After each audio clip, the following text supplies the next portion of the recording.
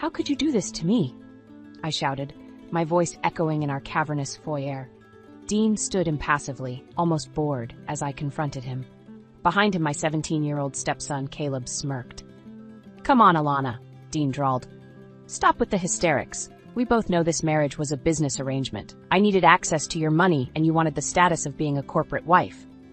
I recoiled as if struck. A business arrangement? Is that all our decade together meant to you? Oh, please, he scoffed.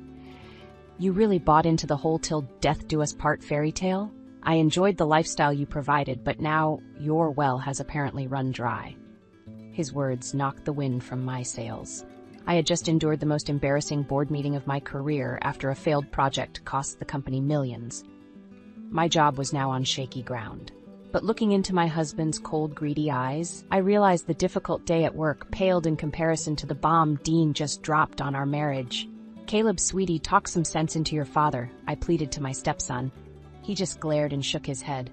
Sorry, Alana, but I'm with Dad on this one. We heard from our country club friends that you lost your big inheritance. So if you don't have money anymore, what use do we have for you? The casual cruelty stunned me. It was then that the truth hit me like a splash of frigid water. My carefully curated life had all been a fragile house of cards. One breath of ill financial fortune was apparently enough to blow it all down. Rage and adrenaline stirred my shock into action. If cold hard cash was all that mattered to them, so be it. Get out, I hissed through gritted teeth. Confusion flashed across Dean's face. You can't kick me out of my own house. The hell I can't, I cut him off. This is my name on the mortgage, remember? You wanted access to my good credit for this palace, and since all you care about is money, consider our little business arrangement terminated. I marched over to the front door and held it open. I'll expect you both to be gone by morning. My attorney will deliver the divorce papers next week. Dean's lip curled derisively. You'll regret this, Alana. I stepped forward until we were nose to nose. The only thing I regret is wasting years of my life on a shallow, greedy coward like you. Now get out before I have you removed. For a second, Dean stared at me incredulously. Then, with a final sneer, he brushed past me out the door, Caleb trailing obediently behind. As soon as the door slammed shut, the adrenaline fueling my bravado evaporated. With shaking hands, I slid down the wall until I collapsed in an undignified heap, ragged sobs tearing from my throat. Rock bottom. After years of tirelessly climbing the corporate ladder, here I was, job in jeopardy, marriage in tatters, alone in this echoing mausoleum I used to call home. Used to being the operative phrase, because tomorrow I would start over. Rebuild. As I laid there taking stock of my new circumstances, the tears slowly dried to a hard, glittering determination. Dean and Caleb wanted to play dirty? Game on. If all they valued was net worth and public image, then consider the gauntlet thrown down. I vowed then and there to attain the kind of success they could only dream of. And once I did, I would make them regret the day they betrayed the wrong woman. The best revenge would be rising from the ashes of their callous dismissal like a phoenix. Yes, there would be sweet vindication in proving I didn't need them or their conditional affection. My worth was not defined by men who saw me as nothing more than a bank account. I would build something spectacular without them, and one day in the not-so-distant future, I would relish getting to slam the door in their faces when they inevitably came crawling back. I awoke the next morning feeling hollow and numb, the events of the previous night flooding back in a miserable wave. Dean and Caleb were gone. My fairy tale life had crumbled with staggering swiftness. As I shuffled to the kitchen to brew some liquid fortification, I passed Dean's home office. The door was ajar, and I paused, seeing the velvet ring box atop a stack of financial papers on his desk. My fingers shook slightly as I opened it to reveal the substantial diamond solitaire he had given me on our 5th anniversary. A knock at the front door jolted me from my reverie. My attorney had arrived with the divorce papers as promised. As we sat signing the documents that dissolved a decade together, I recounted the details of Dean and Caleb's ugly betrayal. My attorney's shrewd eyes narrowed. "We'll make sure this divorce is quick and quiet," she assured me. "Dean's business can't afford the negative publicity right now with that discrimination lawsuit pending against him. We'll get you favorable terms, I guarantee it." I nodded numbly. barely listening. None of it seemed to matter much anymore beyond a means to swiftly sever all remaining ties. Over the next few weeks, getting back on my feet financially became my prime focus out of necessity. The legal proceedings were moving at a brisk clip, just as my attorney had promised. Soon the day arrived when I came home one evening to see my possessions strewn haphazardly about the front lawn. Dean had clearly wasted no time reclaiming the house that was now awarded to him in the settlement, despite my name and credit on the line for it. My jewelry, designer shoes, and other valuables were nowhere to be seen. Undoubtedly already hawked by Dean in his desperate bid for liquidity to prop up his struggling business. Once a greedy opportunist, always a greedy opportunist, I mused bitterly. As the moving truck packed up my clothes and lone pieces of intact furniture to take to my new small apartment, I stood across the street staring numbly at the only home I had known for over a decade now, occupied by strangers. "You brought this on yourself, Alana," said the voice in my head that sounded disturbingly like Dean. "This is what happens when you don't take care of those loyal to you." An icy rage stirred in my gut. "Oh, don't worry, Dean," I thought venomously. "You'll soon see exactly what happens when you betray someone like me. I vow to rise from these ashes and regain everything I lost 100-fold without you. Just you wait, you reptile. My day of redemption will come." Over the next year, I shed everything about my old life: the luxury clothes and cars, the country club memberships, the circle of wealthy friends and socialites. I funneled all time and energy into resuscitating my career, slowly regaining my standing. Meanwhile, Dean's downward spiral continued as his business crumbled under the weight of discrimination lawsuits and increasingly poor leadership. Last I heard, he sold his Mercedes to cover payroll and moved into a small rental apartment much like mine. As for Caleb, the golden child, without my financial largesse, he had to withdraw from his Ivy League college dreams only one semester in. Dean could no longer afford even community college tuition. The updates on my erstwhile family's misfortune arrived via mutual contacts still in our social orbit. I received the news of their troubles with cool indifference. The scales of justice seemed to finally be balancing. My climb upward would soon intersect their fall. And intercept them I shall. I resolved anew each morning. My starved inner phoenix will feast on the ashes of their hubris soon enough. The pre-dawn light filtered into my Spartan apartment bedroom as my alarm blared. Just another day in my new reality. Divorced, financially rebuilding, career on the ropes.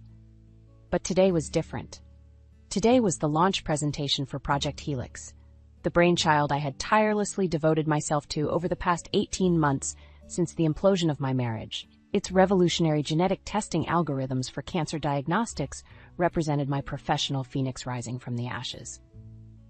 I had handpicked a brilliant team and leveraged every business connection and favor accumulated in my long career to secure funding and top lab partners. Everything was on the line today: my reputation, my finances, my future. As I gazed steadfastly at my reflection in the mirror getting ready, the familiar icy determination settled into my bones, fueling every movement. My resolve hardened into an impenetrable shield. Today signaled a new beginning on every level. The presentation was a resounding success, garnering impressive investor commitments and glowing media coverage. As I shook hands afterwards, secure in the revival of both my career and bank account, I caught sight of Dean across the room. Our eyes locked. He looked older, paunchier, dressed in an ill-fitting rental suit. An ugly scowl marred Caleb's once handsome face beside him. Dean raised his glass mockingly in my direction before turning away. I smiled to myself as I networked with enthusiastic potential partners, no longer bothering to glance back at the shadows of my past life. Today was sweet vindication, the fruits of my labors on proud display. My ascension was just beginning, and his fading relevance was now an afterthought, onward and upward. Over the ensuing months, Project Helix rapidly became the cornerstone of a biotech startup funded by blue-chip investors. As CEO, stock options and a 7-figure salary quickly put me back in the black. Meanwhile, Dean was forced by creditors into bankruptcy and had to sell what few remaining assets he still possessed, including my treasured 5-carat anniversary ring, as I discovered. The business discrimination lawsuits had utterly destroyed his professional reputation. No one wanted to hire, fund, or work with someone so toxic. His fall from grace was almost complete. Caleb scraped by doing odd jobs, his Ivy League dreams replaced by the reality of community college dropout. How the mighty had fallen. Their crumbling fortunes were of only passing interest to me at this point. My star was rising to stratospheric new heights as industry accolades and magazine covers continued rolling in. I stayed laser-focused on nurturing this hard-earned success. My technology was gaining global recognition as a game-changer in oncology testing. As billions in potential market capitalization hung ripe for the taking, acquisition offers from all the pharma giants flooded my inbox, but I remained unmoved. My ambitions were far grander than cashing out now, like so many flash-in-the-pan biotech startups. I would build an empire that left no doubt as to my formidable talent and grit. A lasting legacy that no spoiled opportunist could ever wrest from my grip. As Project Helix's national rollout neared completion, I sensed my hour of sweet redemption was nigh. The day of reckoning I had nurtured like a smoldering ember these past miserable years. Soon I would confront the faithless parasites that derailed my life with such callous indifference. Dean and Caleb would finally behold with their own eyes what steely determination can manifest when someone with my tenacity puts her mind to a worthy purpose. The time had come at last to reopen that ugly chapter and slam it shut for good on my terms. My ascension was irrefutable, my rivals vanquished. Now to deliver the final blow that would humble them completely before my might and resolve. Soon, my old acquaintances would see that I was not defeated as presumed. No, I had returned, consulted, feared, and admired. My time had come again in spades. The game wasn't over, but the rules were about to change. Dean and Caleb would learn that to their sorrow soon enough. The phoenix had risen triumphant from the ashes they left. Now it was their turn to burn. I straightened my emerald silk blazer as I strode confidently into the soaring lobby of Prisma Laboratories. Today's meetings represented the culmination of intense negotiations for them to acquire a majority stake in my booming startup. On paper, I was selling control, but in reality, I would still lead operations with significant autonomy guaranteed in my contract. And the 9-figure payout would make me one of the wealthiest self-made female biotech entrepreneurs in history.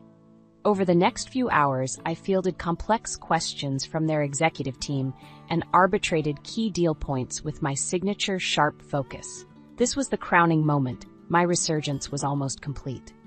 As Prisma's CEO reached across the glossy boardroom table to shake my hand in front of the approving audience, solidifying our pact, a surge of elation flooded my system. I had manifested the seemingly impossible. Risen from the ashes by virtue of grit alone, my attorney Arma Snyder-eyed me keenly as the noise died down. "Well played, Alana. They never saw you coming," she remarked approvingly. "This has been quite the turnaround from when we first met to dissolve your marriage. You're at the top again." I nodded, a small smile playing about my lips as I gazed out the soaring windows to the city below. Yes, indeed. And I must admit, while the professional achievement is profoundly gratifying, I'm also anticipating finally confronting lingering ghosts from my past very soon. Snyder's arched an eyebrow. "I assume you're referring to Dean Turner? I understand he's hit desperate times since your split. Word is he may even face criminal fraud charges soon regarding his business dealings." "Well, karma can be a real witch sometimes, can't she?" I replied breezily. "As for my dear ex, let's just say I have an important announcement about my recent windfall event that I intend to make very public soon. Dean always did covet the spotlight." As we gathered our things, Snyder paused thoughtfully. "You know, Alana, living well is truly the best revenge, as the saying goes. Dean and your stepson already face more struggles than they can manage by the looks of things. But the choice is yours." I held her gaze unflinchingly. "I appreciate your counsel, but I've come much too far and endured too much pain to not savor this moment. The time has come for the final reckoning." Over the next few days, I arranged an elite catered event at my sleek new downtown penthouse, ostensibly to celebrate the acquisition deal. But my real purpose was setting the stage for the final act of my vengeance upon Dean and Caleb. I made a point to conspicuously invite various old common contacts I knew would relay news back to Dean in short order. As expected, word soon reached my ex about the extravagant party and my massive windfall payout. I learned from my well-connected event planner that Dean was in a state of incredulous anguish upon hearing of my spectacular phoenix-like rise from the ashes. Predictably, he and Caleb instantly attempted to contact me, pleading for reconciliation now that my coffers had swelled again. But I simply blocked their increasingly desperate calls and messages without a second glance. My focus remained fixed solely on the upcoming spectacle I had carefully orchestrated for their final humiliation. The evening was perfect. Flexing my newly restored elite social status among powerful biotech nobility was profoundly gratifying. The catering was sublime, the champagne exquisite, the guest list exclusive. My couture silk dress attracted envious stares. Around midnight, Dean appeared uninvited at the door, attempting to charm his way past security. But I simply requested his forcible removal from the premises without bothering to leave my conversation circle. Soon, this whole ugly chapter plaguing me these last few torturous years could finally be laid to rest. My redemption song was nearly complete, needing only one last triumphant note. The time had come for my fortunes to irrevocably eclipse those who wrongly assumed I was finished. Tomorrow night, Dean and Caleb would comprehend the magnitude of their folly at long last. I would relish revealing how I prevailed while they crumbled. Vengeance would at last be mine in full measure. I surveyed the ballroom with pride, the elegant space glowing under crystal chandeliers.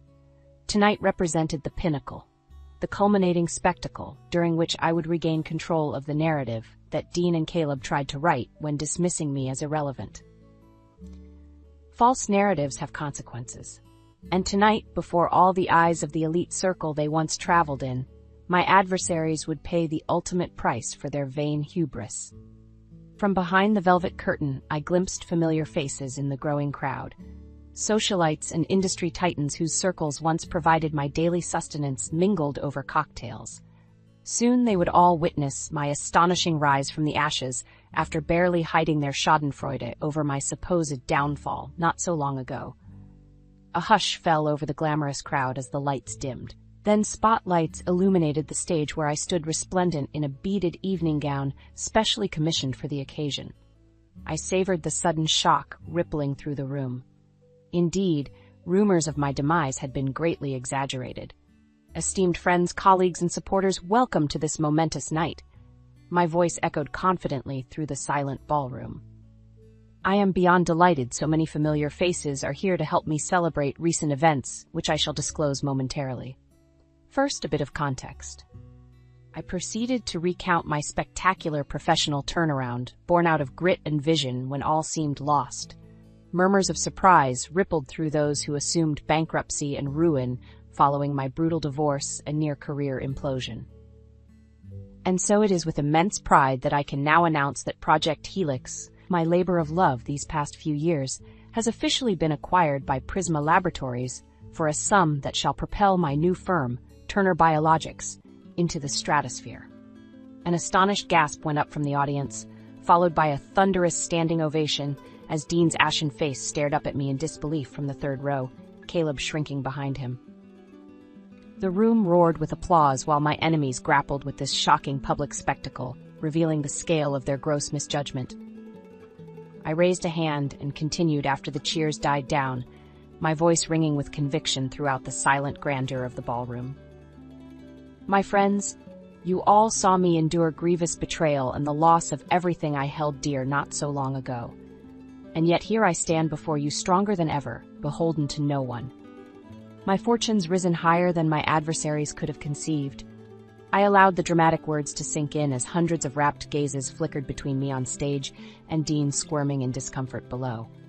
Let my astonishing journey serve as proof that integrity and grit conquer all. Much was taken from me, but now I have recovered my wealth and status 100-fold, while my enemies sink ever lower. Murmurs rippled through the ballroom as all eyes turned on Dean and Caleb. I let the discomfort stretch unbearably as camera phones immortalized their humiliation. Finally, I concluded, "Remember, friends, no matter how dark the night, the righteous phoenix shall always rise again, more glorious than before.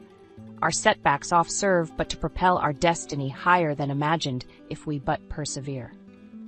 The ballroom erupted in a standing ovation as I soaked in my hard-won public vindication. Justice had been served at long last before all. Now closure could finally liberate me to chart wondrous new horizons unencumbered by the phantoms of past treachery. My revival was now irrefutably complete. As guests swarmed forward with praise and adulation, a strong hand gripped my elbow. I turned to see Caleb's eyes brimming with fury inches from mine. "You vindictive witch! We offered reconciliation, but you repaid our regrets with this spectacle?" He spat contemptuously before security pulled him back. I calmly held his baleful gaze. "The time for reconciliation ended when you threw me away believing you had broken me. Consider this long overdue payment for your arrogance." His glare spoke daggers before security removed him. But instead of satisfaction, unexpectedly I felt only a growing hollowness expanding in my chest. Because gazing into that warped face oozing vitriol, I glimpsed a mirror image, and felt the arms of my gleaming victory turn cold and leaden. I awoke the morning after my spectacular vindication gala, feeling hungover in more ways than one. While the champagne may have faded, the confrontation with Caleb still echoed unpleasantly in my mind. His rage and contempt was a mirror I could no longer avoid.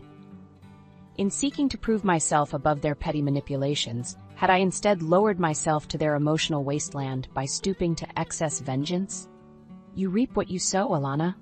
What crops are now ripening from the seeds of bitterness and spite you've sown these past few years? I pushed the uneasy thoughts aside as I prepared for a series of major media interviews about the gala revelations. Prisma's publicity team would be leveraging the sensational arc of my comeback story as a boost for their newly acquired biotech crown jewel. Over the next few weeks, dozens of glossy magazine profiles and cable news segments broadcast the comeback queen's astonishing journey from a broken divorcee to self-made female billionaire. I should have felt only jubilation at this hard-won validation. But as I politely fielded invasive personal questions about Dean's betrayal and my Cinderella redemption, feelings of unease continued swelling steadily. Celebrity anonymity and the consolation of wealth could not fully dull the growing spiritual crisis born that night. I witnessed my own reflection in Caleb's contorted face. One morning, as I absently surveyed the impressive view from my sleek new corner office, my executive assistant announced an unexpected visitor, my old friend and attorney, Carla Snyder. As we exchanged awkward pleasantries over my exotic imported tea, I sensed this was more than a congratulatory visit. Her smile faded over the elegant china rim as she set down her cup. "Alana, I've considered us friends for over 20 years now, so I hope you'll receive this in the supportive spirit intended.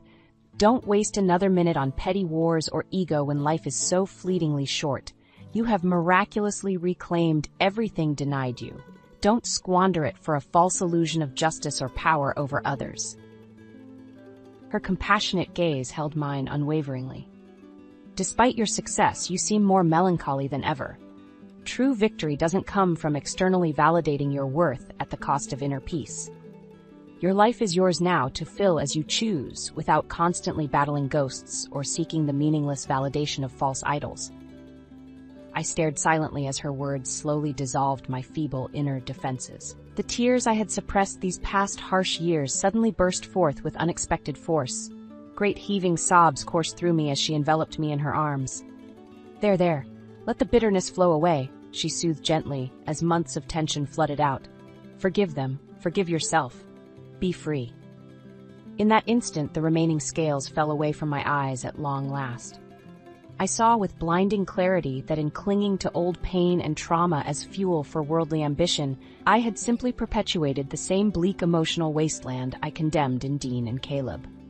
The phoenix had resurrected yet still dwelled among the ashes, denying herself rebirth into light. No more. Today I would step fully into my new life unchained from the past. The sweet fruit of my success would be savored without vain clinging to transient validation or memories of adversity suffered. I vowed to let compassion fill my heart henceforth, for those who betrayed me, for myself, and for all souls still dwelling in shadow. My remaining years would be a testament to the resilience of the human spirit when we turn from darkness into light. I took a slow, deep breath as I surveyed the familiar surroundings of my sleek corner office one last time. Today was my final day as CEO after selling the remainder of my shares in Turner Biologics. It was time to embark upon the next chapter of my life on my own terms, unshackled from past scars or vain ambition. The acquisition had made me tremendously wealthy beyond my wildest dreams. More importantly, it gave me the freedom to walk away while still young enough to explore impactful new horizons focused on uplifting others. My assistant entered hesitantly, interrupting my reverie.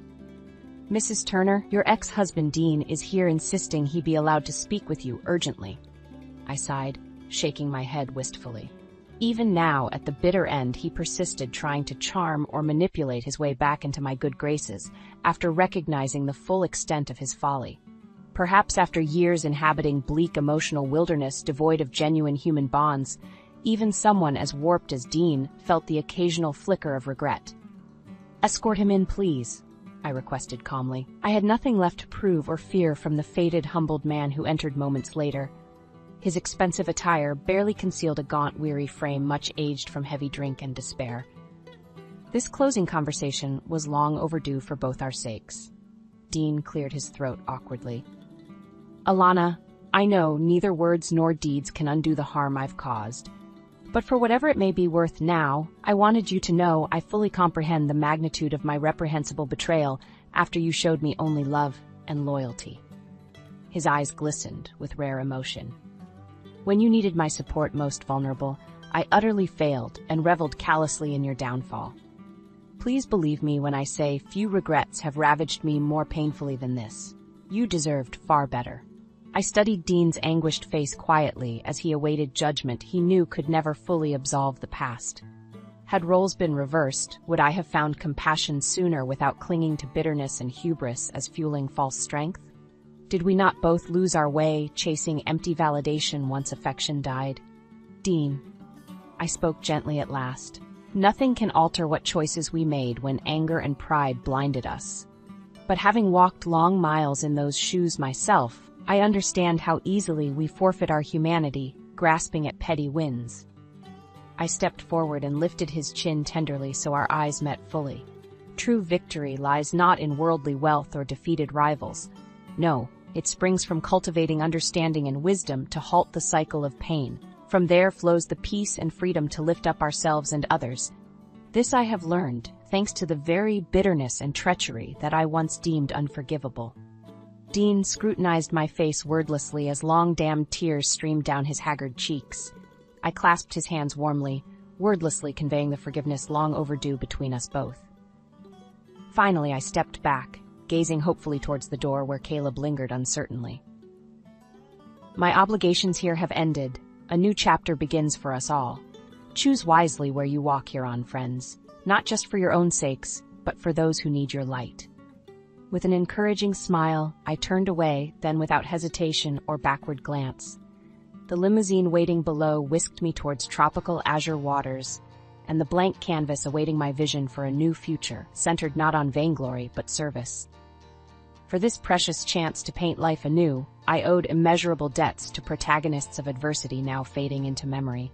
The phoenix had risen irreversibly from sullen embers.